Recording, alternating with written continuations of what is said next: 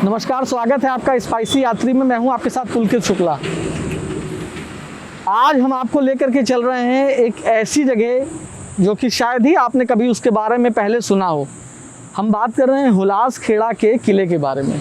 दरअसल ये जो किला है ये रायबरेली रोड स्थित मोहन लालगंज से जब हम थोड़ा सा आगे बढ़ेंगे तब अंदर जा कर के पड़ता है हुलास खेड़ा। तो आज हम आपको लेकर के चलेंगे और ऐसा माना जाता है कि जो हुलास खेड़ा है वो जो किला वहाँ पर निकला है खुदाई में वो लगभग 3000 साल पुराना है। यानी कि वहाँ की जो सभ्यता है, वहाँ जो लोग रहते थे तो 3000 साल पहले के कुछ वहाँ पर अवशेष पाए गए हैं। तो आपको हम लेकर के चलते हैं हुलास खेड़ा। तो आइए चलिए हमारे साथ चलें।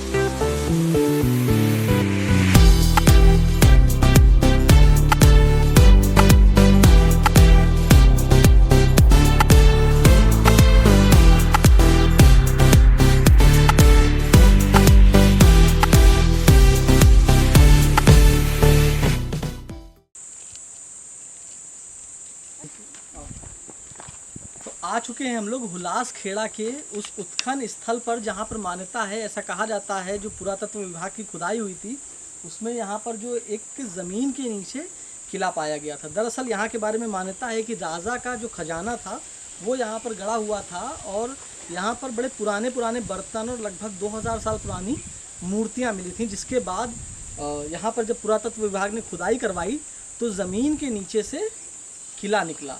अब उस किले की क्या कहानी है ये जानने के लिए बने रहे हमारे साथ और आइए चलते हैं।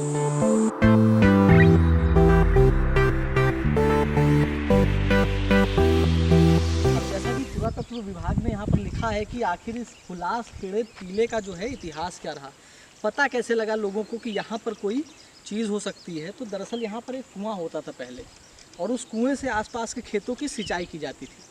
अब जब सिंचाई के लिए पानी निकाला जाता था तो उस पानी में से कुछ ऐसी चीज़ें निकल करके आने लगी जिनको इतिहास से जोड़ा गया। दरअसल बड़ा अचरज हुआ लोगों को, लेकिन जो शोधकर्ता थे उन्होंने टीले का इतिहास इस तरह जोड़ा गया कि लगभग 3000 बरस पहले यहाँ पर लगभग 300 साल तक लोग झोपड़ों में रहा करते थे। तो जिस तरीके से ये किला निकला, इसके आसपास पूरी एक आबादी होती थी। लगभग 3000 साल पहले की बात कर रहा हूँ मैं। और यहाँ के जो लोग थे वो अस्थि, बाणा, सूजे, मन के सिक्के और खेलने के चलन से चला करते थे। यहाँ पर व्यापार भी होता था, यहाँ से लोग दूसरे नगरों में भी जाया करते थे व्यापार करने के लिए। आइए आपको लेकर के चलते हैं, हम इस किले के अवशेष दिखाते हैं जो किला अब ज़मीन के नीचे है। यही वो जगह है जो मैं आपको दिखाना चाह रहा हूँ और ये जगह के बारे में कहा जाता है कि जो कि पुरातत्व विभाग ने यहाँ पर खुदाई करवाई तो लगभग 3000 साल पुरानी ये जगह निकली। पुरातत्व विभाग ने जो खुदाई की उनके हिसाब से, उनके आंकड़ों के हिसाब से आप देख सकते हैं इस तरफ भी और मैं उस तरफ भी दिखाऊंगा आपको कि उधर भी देखें तो दोनों तरफ ये किले के अवशेष निकल के आते हैं नीचे बिल्कुल। और मेरा ख्याल है कम से कम अगर हम ज़मीन से बात करेंगे तो 10-15 फुट नीचे तक ये आप देख रहे हैं अवशेष निकल के आपको दिख रहे हैं। तो यानी कमरे वगैरह यहाँ पर हुआ करते थे जहाँ पर लोग रहा करते थे और एक पूरा शहर बसा हुआ था इस जगह पर। मैं देख रहा हूँ मेरे दोनों तरफ ये आप देख रहे हैं कि आपको मैंने इस तरह का भी दिखाया था, कैमरा मैन ने आपको इस तरफ का भी सीन दिखाया कि इस तरीके से है यहाँ पर। और मुझे ऐसा लगता है कि थोड़ा सा और गहराई में जाना चाहिए था पुरातत्व विभाग को। बहरहाल यहाँ पर जो बाउंड्री है वो आउटस्कर्ट्स है, इसकी लगभग 1 किलोमीटर में है। तो देखते हैं हम लोग यहाँ पर और क्या है, लेकिन इतना तो मैं जरूर कहूँगा कि बिल्कुल शांत इलाका है। यहाँ पर आसपास कोई आबादी भी नहीं है, कम से कम 400-500 मीटर तक तो कोई आबादी नहीं है।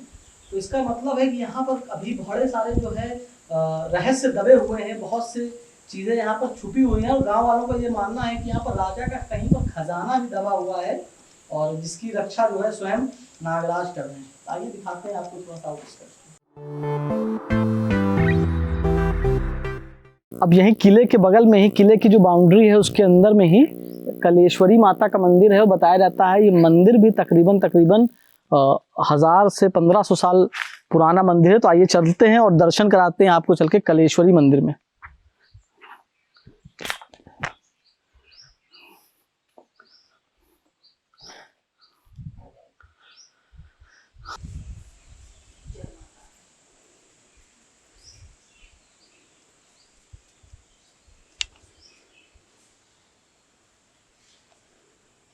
जैसा कि आप देख पा रहे हैं ये जो मूर्ति है ये बनाई हुई मूर्ति नहीं है, ये मूर्ति स्वयं भू मूर्ति है यहाँ पर। और इस मंदिर का समय समय पर जीर्णोद्धार कराया जा चुका है। 1995 में कराया गया, उसके बाद 2002 में कराया गया। तो दो तो पत्थर यहाँ पर लगे हुए हैं, इसलिए हम लोग समझ पा रहे हैं, माफ कीजिएगा 2012 में, तो हम लोग समझ पा रहे हैं कि यहाँ पर इसका पुनर्निर्माण जीर्णोद्धार कराया गया है। और ये मंदिर बहुत अच्छा है, यहाँ आकर के बड़ी शांति मिल रही है। और माता से यही मनोकामना है कि माता इस कोरोना रूपी बीमारी से हम सबको निजात दिलाएं और फिर से पुराने दिन सामान्य हो हमारे, और इस लखनऊ में और इस उत्तर प्रदेश में, हमारे भारत में फिर से पुरानी रूटीन लाइफ हम लोग शुरू कर पाए। कलेश्वरी माता की जय। तो यहाँ पर जो वातावरण है बहुत ही अविश्वसनीय है। एक मतलब जब हम आकर के यहाँ बैठते हैं तो एक अलग ही दुनिया में लगता है कि हम पहुँच गए हैं, और घंटों घंटों हम लोग यहाँ बैठे रहें। इतनी शांति है, मन को इतना सुकून मिल रहा है यहाँ पर आकर के कि आप सारे दुखों से, सारे तकलीफ़ों से दूर हो जाता है। लगता है कि आप यहाँ पर आइए, बैठिए और आकर के इत्मीनान से बैठे रहें। तो आप लोग अपने घरों में रहिए, और कोरोना जब ठीक हो तो आप लोग यहाँ पर आ सकते हैं। लखनऊ से 35 किलोमीटर की दूरी है इस स्थान की। गूगल मैप पे भी जगह है, आप लोग सर्च करके यहाँ पर आ सकते हैं। हम भी डिस्क्रिप्शन में यहाँ की लोकेशन डाल देंगे ताकि आपको यहाँ तक आने में आसानी हो। आइए हम चलते हैं झील की तरफ। अब ये जो किला था जहाँ पर अभी हम देख करके आए, उसके बाद एक कलेश्वरी माता का मंदिर है। अब ये पूरा का पूरा जो किला है ये 3 तरफ से कलेरी झील से घिरा हुआ रहता है। जैसा कि हम देख रहे हैं कि अभी तो झील में काफ़ी कम पानी है, लेकिन ये पूरा जो झील आप देख रहे हैं इसकी सराउंडिंग्स होगी लगभग 1 किलोमीटर की, वहाँ से लगा करके इधर पूरा।